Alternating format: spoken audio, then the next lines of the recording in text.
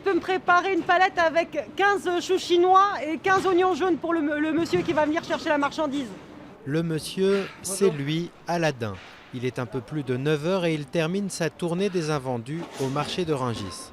Vous allez bien? Ça va et vous? Eugénie? Oui. Enchanté.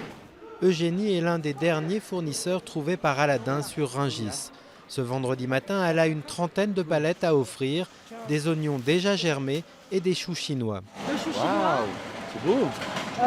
on ne peut pas le vendre à cause des taches et du feuillage qui commence déjà à être vieux. D'accord, ok.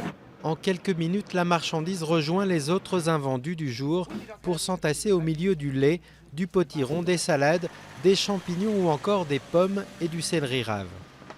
Alors aujourd'hui, oui, ça a été une super récolte. On a récupéré que du bio, donc ça c'est super.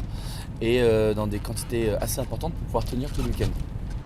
Direction Paris et plus précisément la bordure du périphérique au niveau de la porte de la Villette. C'est dans cet ancien entrepôt de matériel de voirie qu'Aladin a installé son dernier squat, le Frigan Pony, un restaurant déchétarien remeublé façon Emmaüs. Quelques heures plus tard, Aladin et son équipe de bénévoles s'agitent en cuisine pour concocter le menu du jour avec ce qu'ils appellent les rescapés de Rungis. Aujourd'hui, en entrée, on va faire un velouté de céleri rave avec des pommes et des noisettes. Et après, en plat, on a fait un gratin de légumes, donc avec des pommes de terre, des champignons, des brocolis. C'est drôle de les voir comme ça. Allez, c'est parti.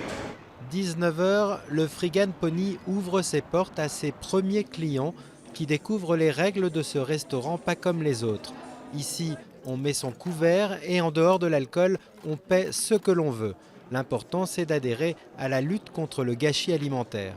C'est très important pour moi. J'étais enseignante et on faisait peser aux élèves à la cantine tout ce qu'ils jetaient.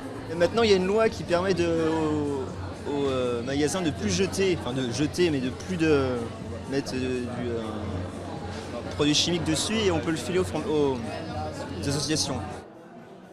Ouvert du vendredi au lundi soir, le restaurant anti-gaspi fonctionne depuis plus de 5 mois, mais ses jours sont peut-être comptés. La mairie de Paris réclame son expulsion pour occupation illégale.